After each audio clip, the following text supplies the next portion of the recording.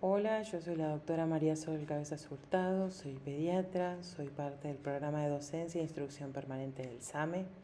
y en el día de hoy vamos a ver la clase de soporte vital avanzado en pediatría.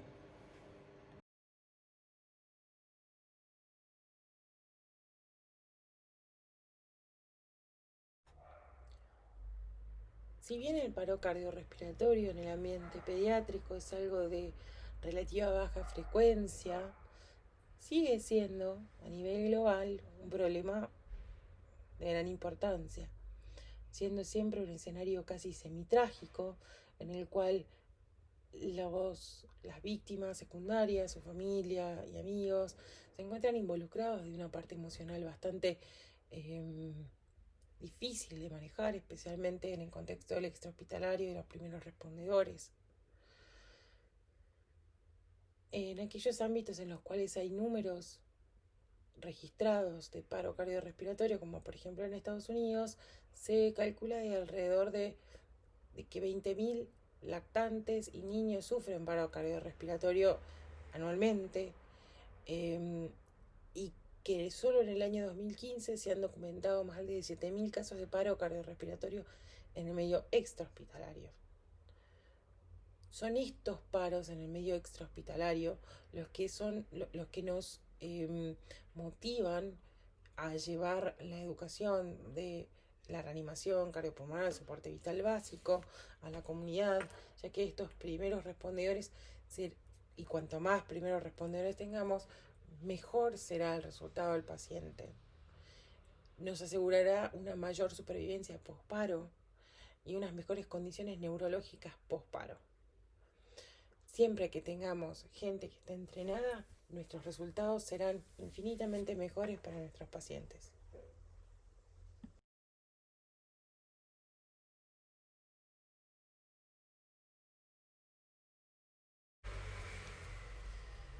Se pueden delinear 3 elementos clave a la hora de buscar un buen resultado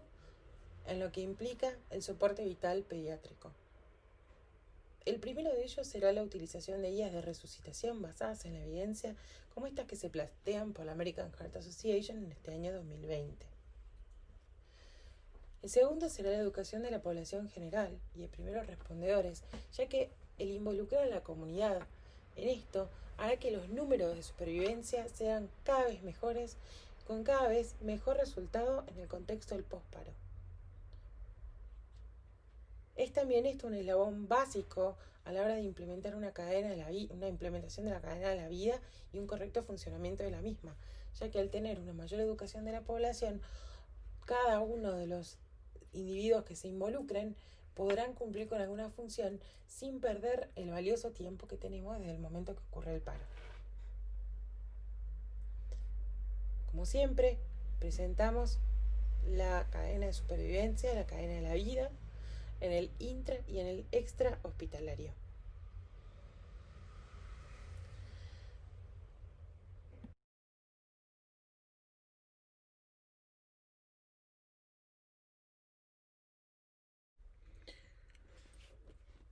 Una de las grandes diferencias entre el RCP de adulto y el RCP pediátrico es básicamente que ocurren por causas diferentes. El paro cardiorrespiratorio en el paciente adulto deviene de una causa puramente cardíaca, generalmente por fibrilación ventricular, en el cual contamos con una víctima que ha sufrido años y años de acumulación de daños sobre este miocardio, de sedentarismo, mala alimentación, estrés, tabaquismo, hipertensión y múltiples factores de riesgo que hacen que estemos hablando de un miocardio previamente dañado, deteriorado a través de los años. En el caso de los pacientes pediátricos, salvo que la causa sea por alguna cardiopatía congénita, la causa cardíaca suele descartarse en primera instancia, dando lugar a otras, como por ejemplo la causa del paro respiratorio como inicio del paro cardiorrespiratorio. El mismo podría venir de una obstrucción aguda de la vía aérea o de patologías respiratorias que son las más frecuentes dentro del contexto de la pediatría, dejando como segundo lugar al shock, que suele ser secundario, suele ser un shock hipovolémico secundario a una gastroenteritis aguda con una diarrea profusa, en el cual hay grandes pérdidas de volumen.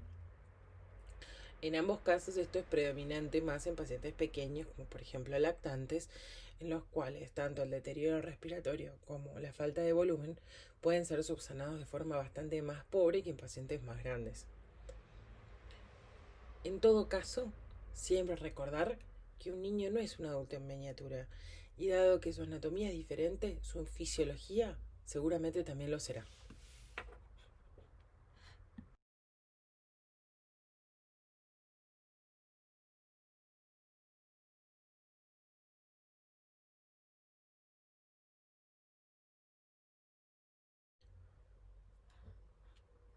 Vamos a desglosar en las próximas diapositivas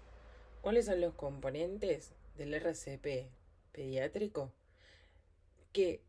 saldrán del detallado mayor de este gráfico que se encuentra en esta filmina, en el cual se muestra 3 pasos, cuál será los cuidados que tendremos en el contexto de la escena, cómo se activa el sistema de emergencia y luego el inicio de la RCP. Detallemos a continuación cada uno de estos elementos.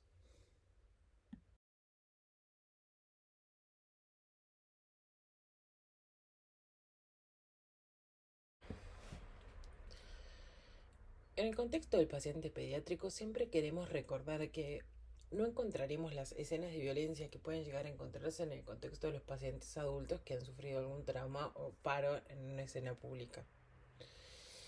Generalmente el médico es llamado dentro del domicilio del paciente, ya sufriendo una gran desventaja ya que desconoce este espacio y quienes lo habitan lo conocen muy bien, volviendo en este momento al médico transformándolo en un actor vulnerable en esta situación. Sin embargo, con la correcta valoración de la escena, podemos en cierta forma asegurarnos algunos elementos como para poder trabajar más tranquilos.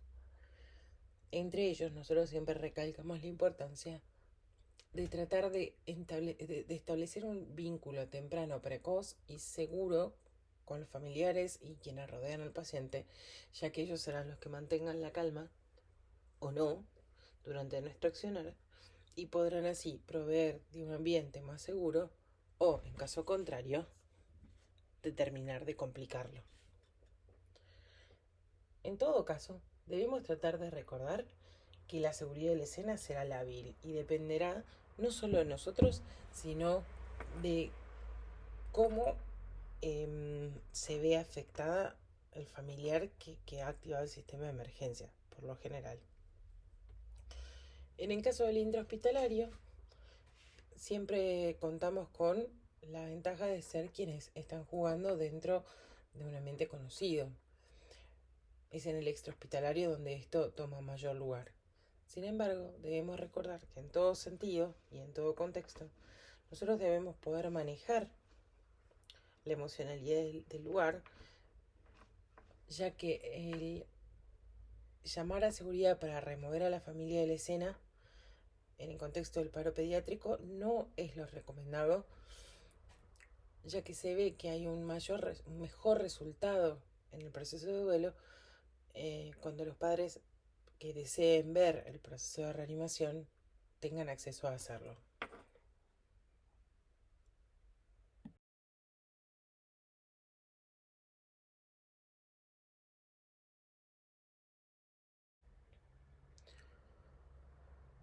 Durante estos últimos meses, hablando del contexto y el marco del extrahospitalario, se ha recomendado el dejar de utilizar métodos de barrera respiratoria del tipo no de uso profesional, sino que máscaras como la Rescue Mask y los filtros, ya que los mismos no permitirían la aerosolización del COVID-19, del coronavirus, perdón. Entonces se optaría por, en el caso de una víctima conocida de un primer respondedor familiar o deseoso de realizar reanimación o conviviente, se recomienda el no utilizar nada, asumiendo que si el paro ocurrió por enfermedad por el SARS-CoV-2, la misma sería potencialmente portada por todo el entorno familiar, mientras que en el caso del intrahospitalario cada vez se hace mayor énfasis en el uso de los equipos de protección personal, enfatizándose la importancia de disminuir el contacto con el paciente debido a la contagiosidad de este virus. En el marco intrahospitalario, entonces, no solo utilizaremos un método de barrera respiratorio y de contacto, sino que ahora también se utilizará el EPP nivel 3, en todo caso de atención al paciente, en el cual no se pueda descartar el posible contagio o la aportación de SARS-CoV-2.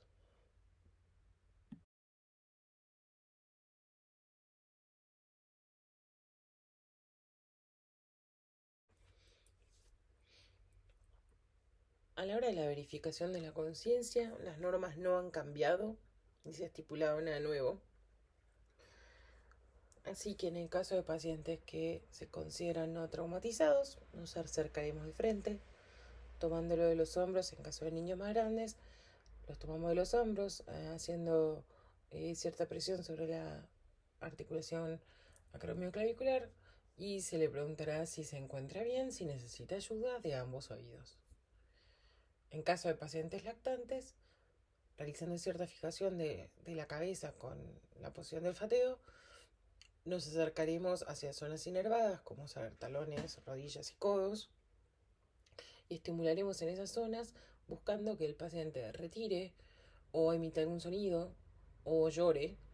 y eso será suficiente respuesta para nosotros para asumir que el paciente se encuentra consciente. En el caso de no obtener ninguna respuesta, deberá asumirse que no lo está.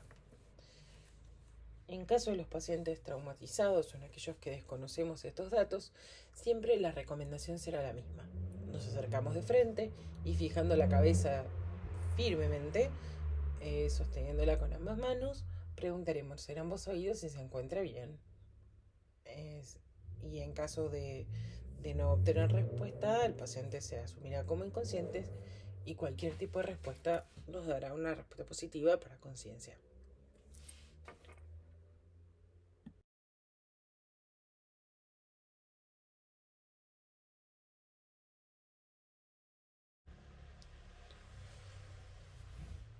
Siempre es algo más fácil el activar el sistema de emergencia en el contexto del intrahospitalario, ya que las normas son establecidas por el equipo de salud y son mantenidas por todos, haciendo que el lenguaje sea bastante común. En el intrahospitalario, en el caso de paro, se grita efectivamente paro, se solicita el carro de paro, y todos aquellos que se encuentren cercanos podrán ser potencialmente quienes conformen el equipo de reanimación. En el caso del extrahospitalario, se designa claramente a alguien utilizando como referencia una prenda de vestimenta, como por ejemplo usted, el de remera negra. Se le solicitará que llame al 107 marcando 107, diciendo los números por las dudas, que el paciente se ponga nervioso, que pida una ambulancia. Siempre se le solicitará que nos diga qué le dijeron y que recuerde que el último en cortar debe ser esa persona. En el caso de encontrarme solo, y solo en el contexto del paciente pediátrico, y debido a su causa de paro, que será respiratoria, se comenzará una serie de RCP y llamaremos luego nosotros mismos sin alejarnos de la víctima, activando nosotros mismos el sistema de emergencia.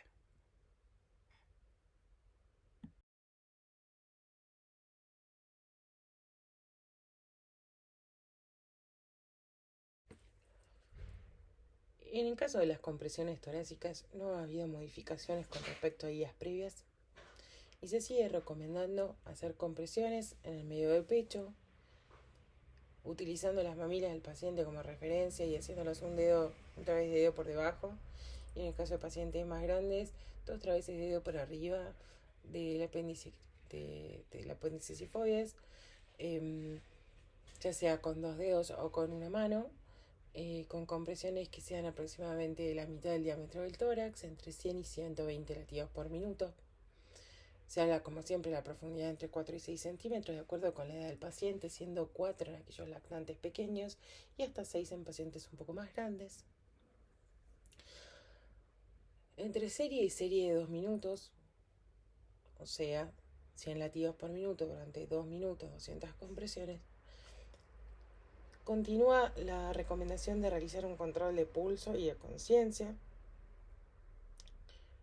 y que siempre que realicemos compresiones debemos permitir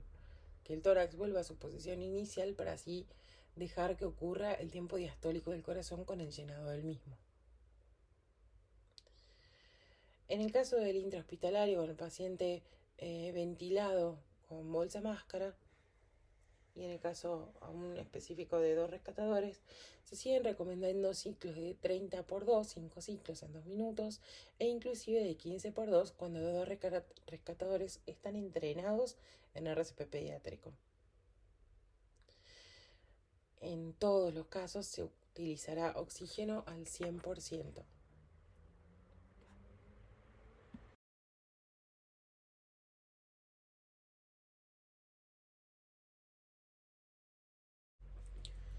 La apertura de la vía aérea es uno de los componentes del RCP de calidad que ha permanecido sin cambios,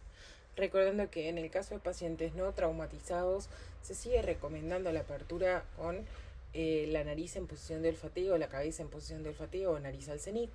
en el cual se toma la cabeza del paciente y se coloca la vía aérea en esta posición que sería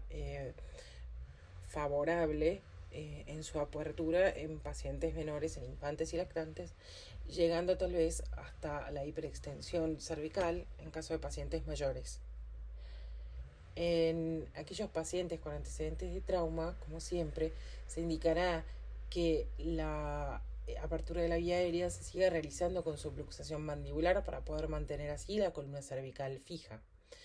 En todo caso, siempre que se haga una apertura de la vía aérea y que la misma no resulte satisfactoria a la hora de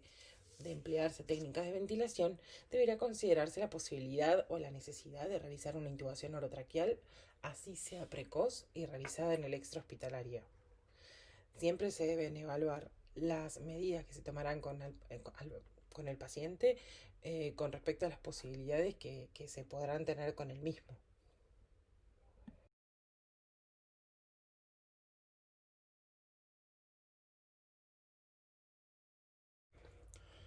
Con respecto a las nuevas medidas, de acuerdo a la ventilación, hay algunas cosas que han cambiado, otras que siguen igual. Entre ellas, se sigue recomendando que en caso de falta de práctica o de pericia a la hora de intubar un paciente pediátrico, se puede seguir recomendando el uso de bolsa máscara, especialmente en el contexto del extrahospitalario, y permitir una intubación posterior luego por una mano más entrenada. Esto en el extrahospitalario no tendría cambios, ya que no se ha observado evidencia que haya una mejoría en varios intentos de intubación versus utilizar directamente la bolsa máscara. Si bien en estas nuevas normas no se hablan de los litros por minuto con los cuales utilizar la bolsa máscara, sí se sabe que en el contexto del COVID y de esta pandemia actual no se recomienda usar el 15 litros por minuto que se recomendaba antes como estándar, sino que disminuir esta velocidad de flujo para minimizar la capacidad de aerosolización del virus. Siguiendo estos lineamientos, ya no se recomienda la intubación con tubos endotraqueales sin balón como estándar, como se hacía anteriormente, sino que se recomienda que todos ellos tengan balón. Esto se sostiene en el contexto de menor aerosolización y una mayor posibilidad de recambio de oxígeno y dióxido de carbono, lo cual mejoraría los volúmenes de oxigenación. Incluimos dentro de esta diapositiva el cálculo del número de tubo a utilizarse con cada paciente. Recomendamos que mayores de 2 años utilicen la fórmula de edad en años dividido 4 más 4 y que a eso se le reste menos 0,05, se le reste medio punto del tubo para utilizar el balón. Recordemos que debemos tener precaución con la presión a la cual inflamos el balón, ya que podría ocasionar lesiones de la mucosa de la vía aérea que luego presentaría como posteriores efectos adversos la posibilidad de una estenosis de la misma o inclusive de un edema con necrosis de la mucosa de la vía aérea con efectos deleterios para el paciente en lo que será su recuperación. Siempre debemos tener en mente la posibilidad de que en caso de tener dificultades a la hora de ventilar al paciente pueden llegar a utilizarse dispositivos supraglóticos, que esto no ha cambiado con respecto a las indicaciones previas de los mismos, del uso de los mismos.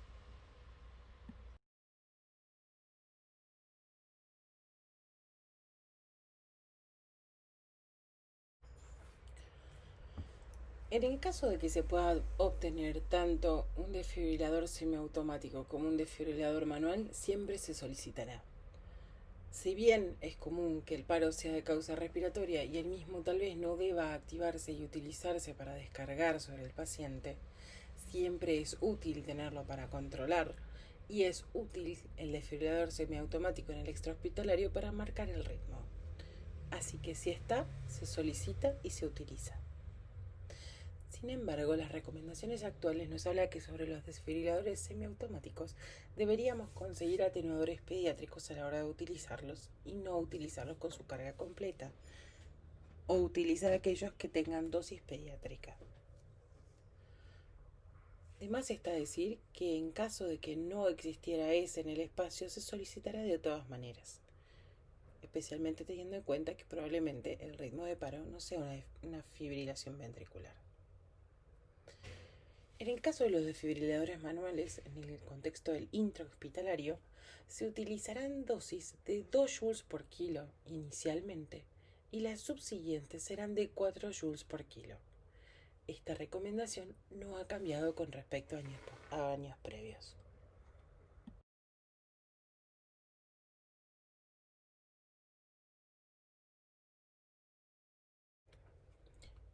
En el caso del paciente pediátrico sabemos que muchas veces es dificultoso el obtener una vía endovenosa, tardando muchas veces un tiempo valioso que podría estar utilizándose ya administrando drogas de forma precoz, especialmente considerando que los ritmos en pediatría, al no ser desfibrilables, necesitan de un buen acceso venoso para la corrección de aquellos factores que podrían precipitar al paro, como por ejemplo la hipovolemia. Es así que el acceso de elección a la hora de reanimar un paciente pediátrico muchas veces no es la vía endovenosa, sino que la intraósea. Si bien suena dificultosa o altamente cruenta, debemos recordar que la corteza ósea de los pacientes pediátricos es fina y el acceso al espacio intraóseo es muy sencillo, sin mencionar de gran utilidad por su rapidez,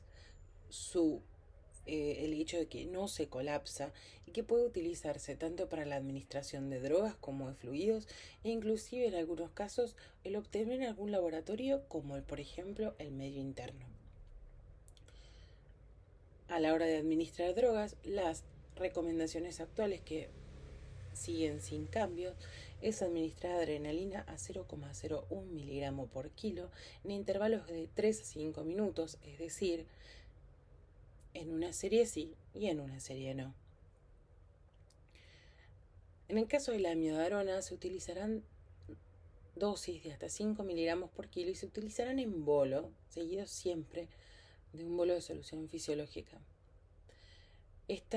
La amiodarona, tanto la amiodarona como la lidocaína se utilizarán en arritmias refractarias y en ambos casos se podrían utilizar hasta 3 veces como mucho, llegando a los 15 miligramos por kilo en bolo, o sea, en las 3 dosis, 15 miligramos por kilo, como dosis máxima en la amiodarona, y 1 miligramo kilo dosis en la carga de lidocaína, utilizándose un máximo de 3 veces, con una dosis máxima de 3 miligramos por kilo. Debe recordarse que en los pacientes que ya pesan más de 40 kilos estamos avalados a utilizar las drogas a las dosis en las cuales se utilizarían en el paciente adulto, nunca excediéndonos de las dosis máximas.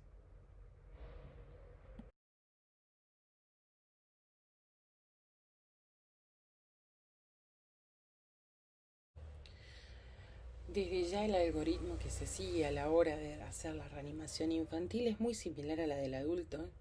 considerando que se ajustan las dosis de medicación y las dosis de electricidad que se pasa al paciente, pero siguiendo un algoritmo entre ritmos fibrilables y ritmos no desfibrilables muy similar. Sin embargo, debemos tratar siempre de recordar que en el caso de los pacientes pediátricos, siendo la causa de paro más común la causa respiratoria, es mucho más probable que el ritmo no sea desfibrilable y nos veamos enfrentados a ritmos de paro como la bradicardia sostenida, la asistolia y la actividad eléctrica sin pulso.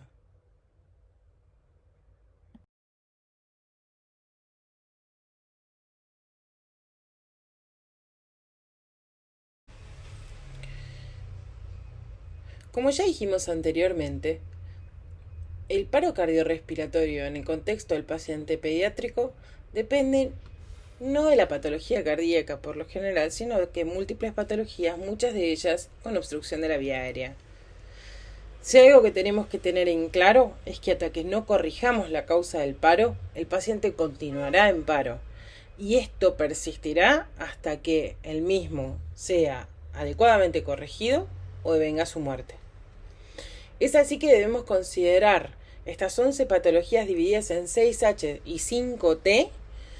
como las causas prevalentes del paro cardiorrespiratorio en el paciente tanto pediátrico como adulto, y son estos diagnósticos diferenciales aquellos que deben ser activamente corregidos durante los momentos de la reanimación. Enumerémoslos. Dentro de las 6H, la hipovolemia, la hipoxia, hidrogeniones, hiper o hipocalemia, hipotermia y, en el caso del paciente pediátrico específicamente, la hipoglucemia. Esto teniendo en cuenta que nosotros tendremos un grupo de pacientes que serán pacientes con patologías metabólicas, en cuyo caso la hipoglucemia puede ser un desencadenante del paro, a diferencia del adulto, que solamente sería desencadenante de un coma, por ejemplo. Dentro de la 5T tendremos el taponamiento cardíaco, el neumotórax a tensión, la trombosis coronaria, el tromboembolismo pulmonar y las tabletas, también conocidas como intoxicaciones. No les obliga, debo aclarar que en el caso de la 5T, dentro de lo que es la patología pediátrica, serán las tabletas las prevalentes, mientras que las 6H, todas estas se pueden encontrar en el paciente pediátrico y deben ser corregidas.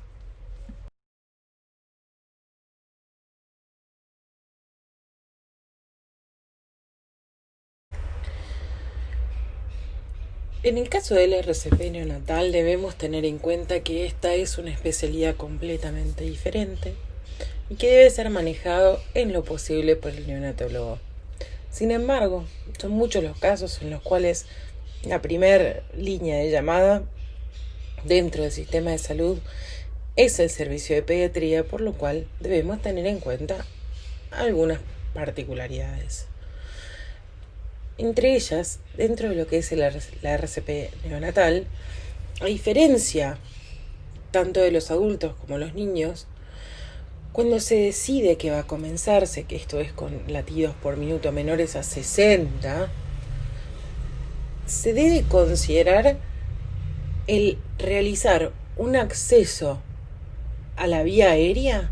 aún antes de comenzar con las compresiones, siempre y cuando esto sea posible. A diferencia del paciente pediátrico, en el cual la vía de administración de drogas de elección será la intraósea, en el paciente neonatal será la umbilical. Y para esto, en caso de ser necesario, podría llegar a usarse como reemplazo la vía endotraqueal hasta que se consiga un acceso umbilical. Siempre teniendo en cuenta que la administración de las drogas por esta vía debe ser de mayor calibre.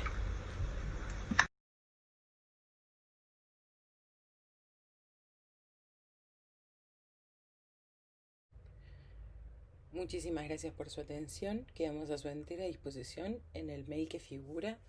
en la siguiente diapositiva para cualquier duda o pregunta que puedan llegar a tener.